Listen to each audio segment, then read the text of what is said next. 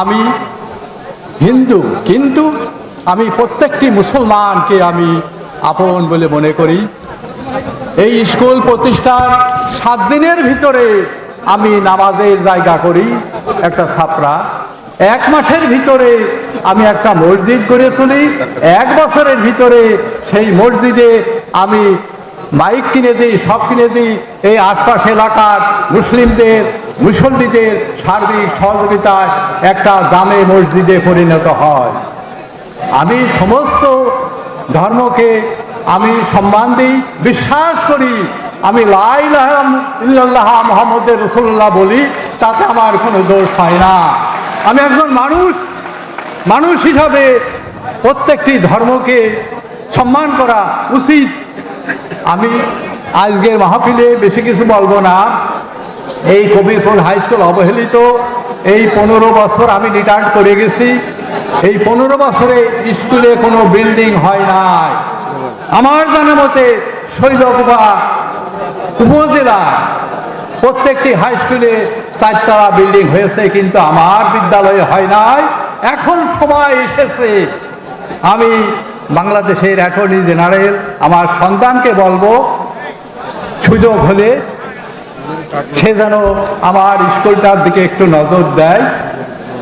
আমি সমস্ত মুসল্লিকে, সমস্ত আমন্ত্রিত অতিথিকে, যে ধর্মেরই হোক, সবাইকে আমার আন্তরিক ধন্যবাদ জানাই।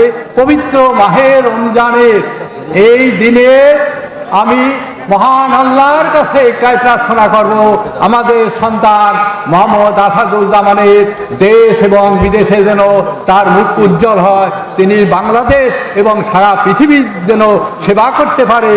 এই পরম আল্লাহর কাছে এই প্রার্থনা করে আমি আমার বক্তব্য শেষ করছি। সবাইকে ধন্যবাদ। সুধীবৃন্দ, রোজাদার মহাজনেরা, সবাইকে আসসালামু আলাইকুম। আমি কবিরপুর হাই স্কুলের সাবেক প্রধান শিক্ষক। আমার অন্তর আজ অতি আনন্দে ভরে যাচ্ছে। বলতে নেই তো দু একটা কথা বলবো। মঞ্চে উপস্থিত আমার শৈলকুপার কৃতি সন্তান, বাংলাদেশের অ্যাটর্নি জেনারেল জনাব মোহাম্মদ আসাদুজ্জামান প্রধান অতিথি হিসেবে এই মঞ্চ অলঙ্কিত করেছে। আর অনেকেই আসছেন, আমি সবাইকে আন্তরিক শুভেচ্ছা জানাচ্ছি। 1995 সালে তৎকালীন বিএনপির সময়ে এই কবিরপুর মাধ্যমিক বিদ্যালয় প্রতিষ্ঠিত হয়।